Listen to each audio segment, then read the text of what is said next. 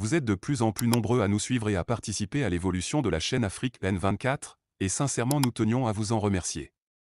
Nous lisons tous vos commentaires qui enrichissent le débat et vraiment nous vous demandons de nous soutenir, en aimant les vidéos pour une large diffusion, et pour continuer à avoir une ligne éditoriale indépendante, et vous proposer de nouvelles émissions toujours de plus en plus enrichissantes.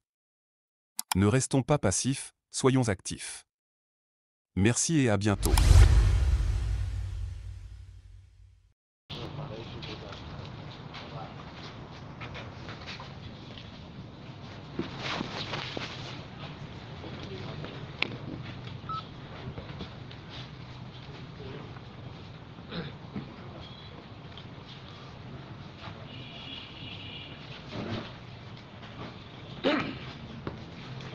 Aujourd'hui, il n'y a plus que la DMK seule qui fait cette conférence de presse. Il y a d'autres acteurs politiques qui se sont joints à nous. Donc, vous verrez que je n'appellerai plus la DMK toute seule. Je vous remercie de votre très aimable attention. Conférence du président de la dynamique, Monseigneur Kodjuro, lundi 9 janvier 2023. Déclaration liminaire. 60 ans de gouvernance par une famille, ça suffit. Le pouvoir au peuple. L'année 2023 vient de commencer avec ses nombreux enjeux, ses défis, mais aussi ses espoirs. La DMK et ses partenaires politiques, engagés pour la libération définitive du peuple togolais, souhaitent à chaque citoyenne et citoyen une très bonne année de paix et de restauration de la démocratie. La grâce infinie de Dieu est implorée sur notre pays pour que l'année 2023 apporte à chacune et à chacun de nous le bonheur auquel nous avons droit. La DMK et ses partenaires politiques saisissent cette occasion pour renouveler au peuple togolais leur engagement à ses côtés. Ils renouvellent également leur engagement d'achever aux côtés des patriotes soucieux de l'avenir de notre pays la lutte pour la libération du Togo et au-delà de l'Afrique.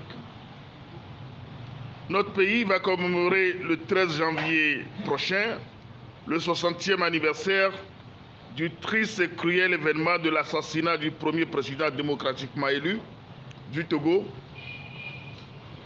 Sylvanus Epifanio Olympio.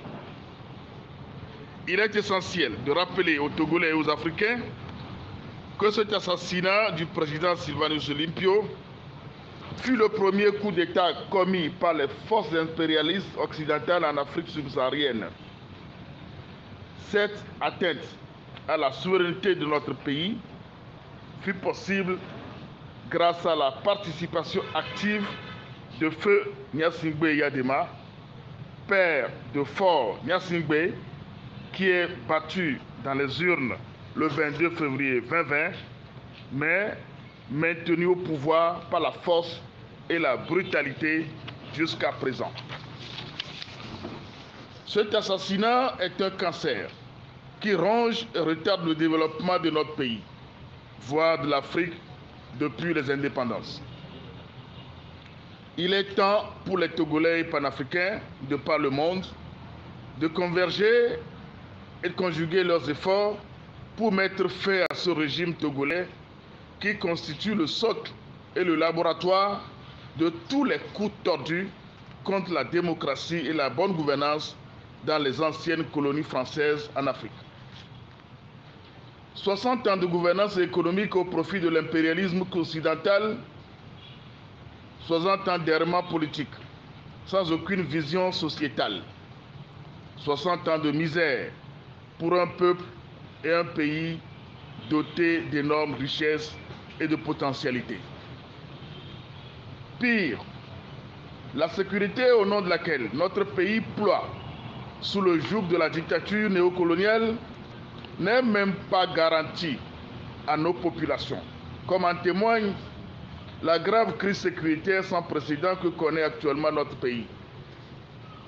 Des civils et des militaires massacrés sans aucune explication aux familles éplorées et à la nation, alors que depuis le 13 juin 2022, la région des Savanes est sous état d'urgence sécuritaire.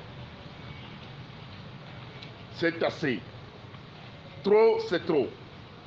Il est temps de dire non et stop.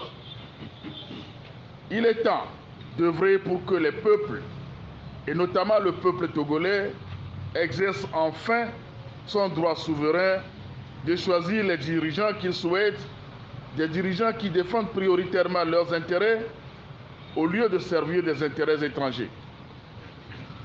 Pour ce faire, la DMK et ses partenaires politiques invitent les populations à un meeting le samedi 14 janvier 2023 à 14 h à la place Kondiendi à Bay, dans la commune de Golfe 1. Les formalités légales sont effectuées pour la tenue de ce meeting de sensibilisation et d'information sur la situation économique, sécuritaire, sociale et politique de notre pays, une situation désastreuse après 60 ans de gouvernance d'une même famille suite à l'assassinat du président Sylvanus Olympio. Au plan de la gouvernance économique,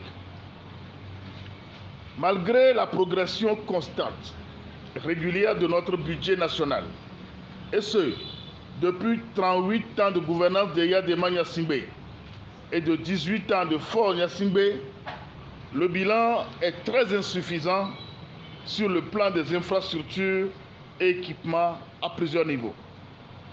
Le gouvernement de fait se révèle incapable de trouver une solution à la vie chère qui sévit aujourd'hui et continue d'assister impuissant à la descente aux enfers de nombreux Togolaises et Togolais qui voient leur vie basculer dans la misère. Des pans entiers des secteurs économiques de notre pays se retrouvent dans les mains des étrangers. La corruption et la gabegie, doublées de népotisme et du clientélisme, ont fait le lit dans toutes les administrations de notre pays, annihilant ainsi tous les efforts de modernisation de notre système économique. Des détails vous seront donnés au cours du meeting du 14 janvier 2023. Au plan sécuritaire, notre pays fait face à une grave crise sécuritaire. Notre pays est en guerre contre des forces non identifiables et pour des motifs inconnus jusqu'à ce jour. Nos soldats sont nombreux à tomber sous les balles de l'ennemi qui semble mieux équipé militairement et bien renseigné sur la position de nos troupes sur le terrain. Les Togolais se demandent comment se fait-il que malgré les fonds importants consacrés chaque année à la défense nationale, notre armée soit incapable de mettre fin à ces attaques? Pourquoi un silence assourdissant de nos autorités autour de ces opérations militaires qui endeuillent beaucoup de familles togolaises et qui sont enterrées sans que la nation ne leur rende des hommages mérités? Il est très préoccupant et regrettable que nos soldats au front et surtout victimes de cette sale guerre ne puissent bénéficier du soutien et des hommages de la population. Au plan social, après 63 ans d'indépendance et plus de 60 ans de gouvernance en partage par la famille Gnassingbé, il est affligeant d'entendre Faure Gnassingbé déclarer que les richesses du pays sont accaparées par une minorité, surtout qu'il ne fait rien après un tel constat. Pendant ce temps, on observe que les équipements socio-éducatifs et culturels sont presque inexistants. Ainsi, après 60 ans de gouvernance sans partage, plusieurs établissements du 2e et 3e degré sont obligés d'organiser des cours en double flux à cause de l'insuffisance de salles de classe pour les apprenants. Les conditions de soins au Togo sont parmi les plus désastreuses dans la sous-région. des femmes victimes encore vivantes des incendies des grands marchés de Kara et de Lomé, détruits depuis 10 ans, sont abandonnés à leur triste sort et l'État peine à reconstruire ces équipements marchands qui faisaient des revendeuses togolaises des piliers de notre économie. Les travailleurs du secteur public et privé sont parmi les plus mal payés dans la sous-région et en sont réduits à des conditions de vie exécrables s'ils ne sont pas licenciés sans motif ou enfermés dans une prison pour des faits de grève, etc. Au cours du meeting du 14 janvier, nous reviendrons largement sur le délabrement du tissu social dans notre pays. Au plan politique, après 60 ans d'indépendance et malgré les jalons de la démocratie posés lors de la conférence nationale souveraine, on compte encore au Togo plus de 100 détenus politiques et d'opinion. En l'occurrence, notre frère et ami Jean-Paul Omolou, M. Dimouré, Mme Lela, M. Aziz Goma, M. Gnassingbé Pacha et bien d'autres. Des exilés ne peuvent pas rentrer dans leur propre pays à cause de leur engagement politique, comme Monseigneur Philippe Fanoko Kodjo, le président élu Egbeomi Kodjo, M. Tikwi Achadam, Olivier Ama, François Bokor, Bertin Agba et plusieurs centaines de milliers d'autres Togolais de la diaspora. Depuis 60 ans, ce sont des membres d'une seule famille qui gouvernent le Togo et les militants d'un seul parti, le RPT Uni et ses satellites, qui se déclarent gagnants de toutes les élections. Pour se maintenir aussi longtemps, le régime joue la carte de diviser pour régner, en multipliant les partis politiques dont la mission de certains est de faire régner la confusion dans la classe politique. Par ailleurs, la justice et la violence d'État de la République sont détournées à des fins partisanes pour frapper sans discernement toute vérité de contestation dans l'administration, dans l'armée ou l'opposition dans la classe politique. La corruption et le népotisme sont érigés en règle dans la gouvernance politique. La décentralisation, censée promouvoir le développement à la base et à travers laquelle la pratique de la démocratie à la base devrait se faire, est vidée de toute sa substance avec des maires sans moyens et toujours sous une tutelle déguisée.